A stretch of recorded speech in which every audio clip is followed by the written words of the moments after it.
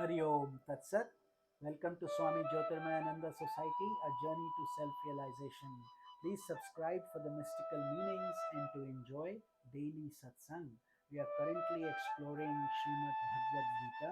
Commentaries by my worshipful Guruji, Swami Jyotirmayananda Maharaj, narrated by myself, Swami Nikhilananda, and we are currently on chapter number 18, the last chapter of Srimad Bhagavad Gita, Moksha Sannyas Yoga, and we are starting from Shloka number 41 today. Lord continues to guide Arjuna and through Arjuna to each one of us.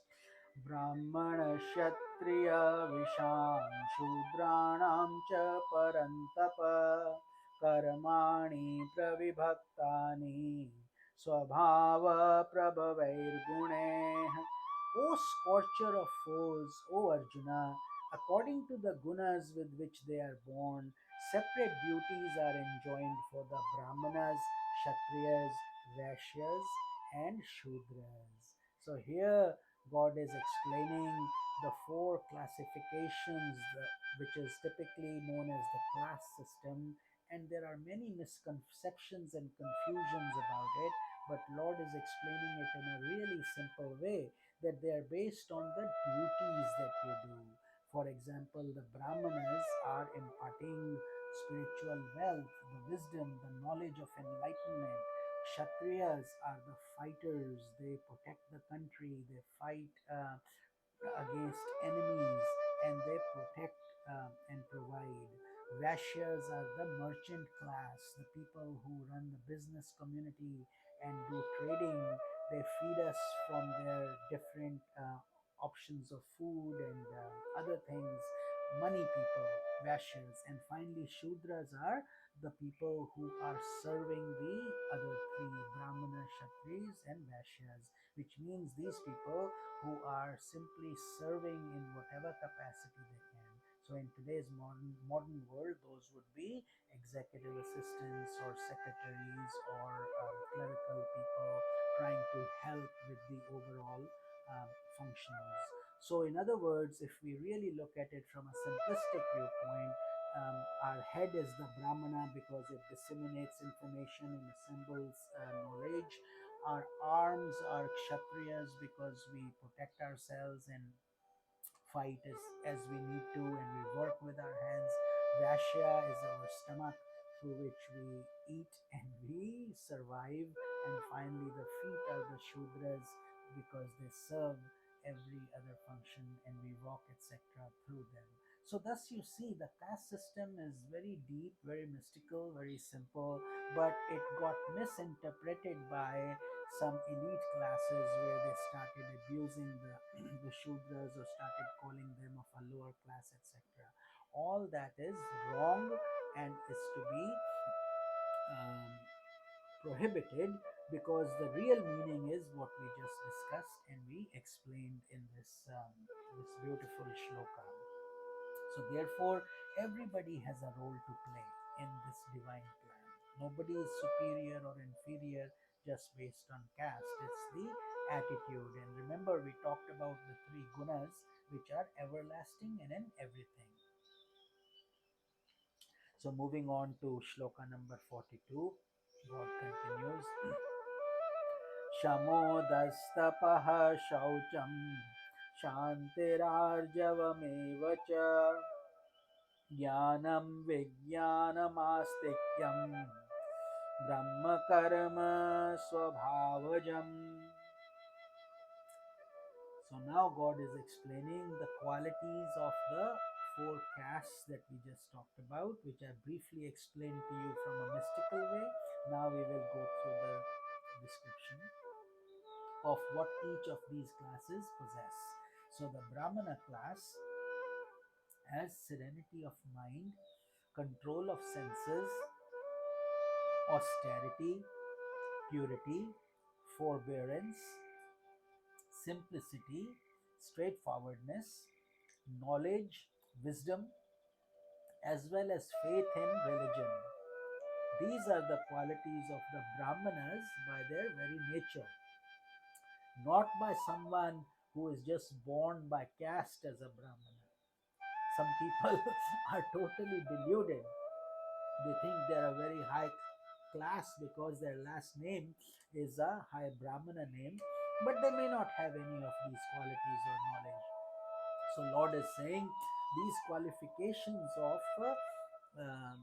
simplicity, purity, austerity, all these are essentials for Brahmanas. Then we move on to the next Kshatriya class.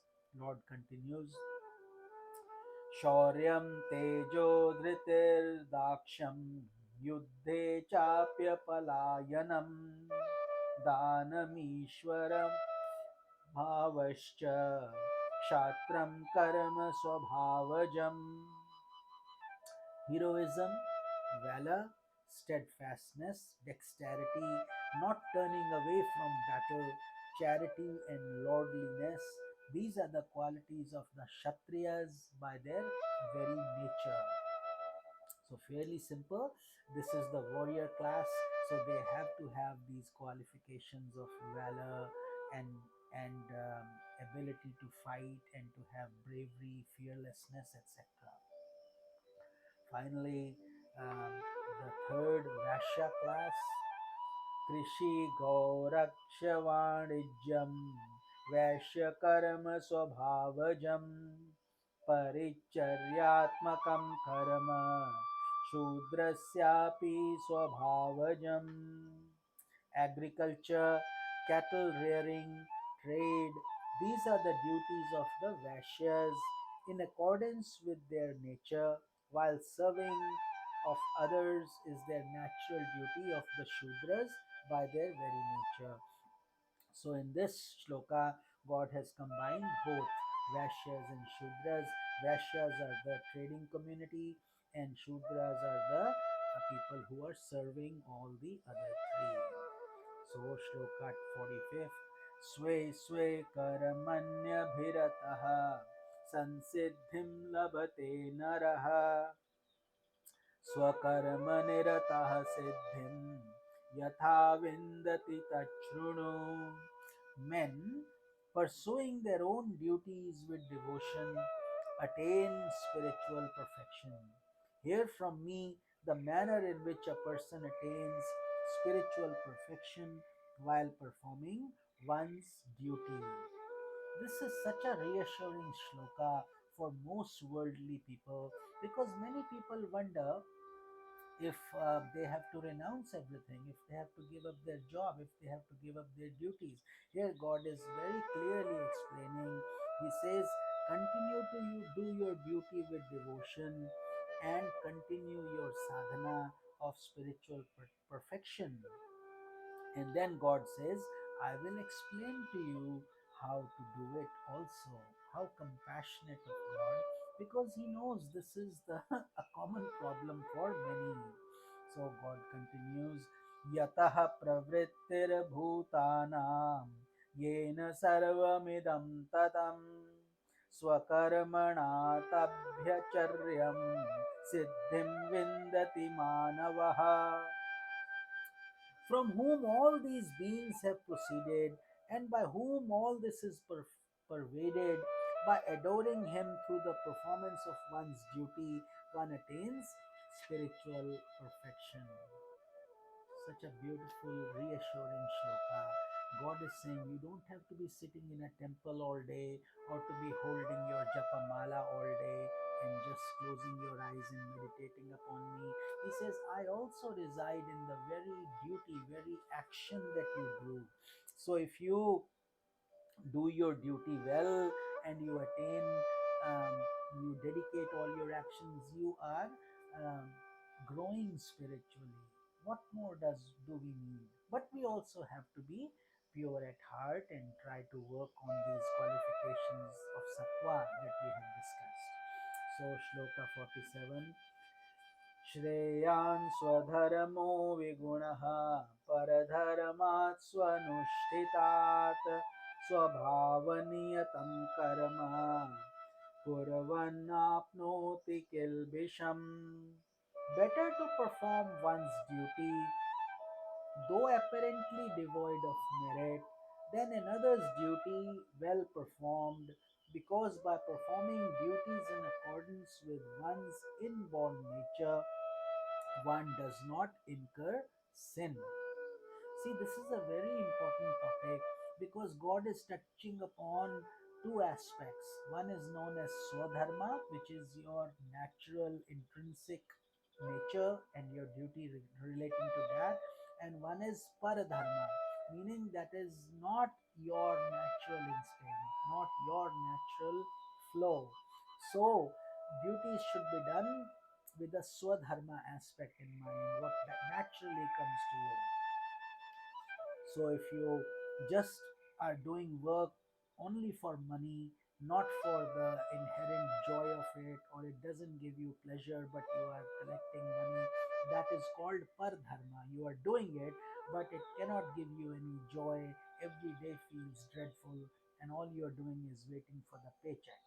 That is the wrong approach based on how Lord is explaining it, because it's better to make less money and enjoy doing what we do, because then we are really not working, because we are having fun along with our work. We are adding value, plus we are enjoying our, and this is in accordance with our dharma, our natural instinct, and therefore there is no sin in it. But if we do it for vested interest, personal interest, or for greedy um, objectives, then and those duties done are not, they don't come naturally to us, therefore they end us harming us in the end. That is the meaning. So always go for swadharma, not pardharma. Shloka 48. Sahajam karma kaunteya sadopamapi na tyajet sarvarambha hi doshena dhumena O son of Kunti, one should not abandon his natural duty even though it has imperfections, because all actions are attended with defects, even as fire is with smoke. What a beautiful shloka. So, God is clearly saying here to Arjuna that we cannot run away from our duty, which is what Arjuna was felt like doing, isn't it? In the very first shloka, very first chapter, he wanted to give up his fighting. He did not want to do it. He wanted to take sannyasa. So here God is saying one should not abandon his natural duty. What was his natural duty? He's a warrior, he's a kshatriya. He has won many difficult wars in the past. He never once flinched, but now that his own relatives were in the war, he is now having um, vishad or dejection, going through dejection. So here God is saying, continue even though you may have imperfections, you may not be perfect, but it's your natural duty to do so. So therefore, everything has defect. There is no such thing as perfect utopia anywhere. So go ahead, jump into your natural duty, and you will naturally evolve, because even with fire there is smoke. That's the way. Even with the ocean there are waves, even with the sky there are clouds. So therefore these things will be part and parcel of everything. We have to just understand the nature of this, but continue to do our natural duty. That is the essence of this shloka, and we will continue from shloka number 49 in tomorrow's satsang. Hari Om.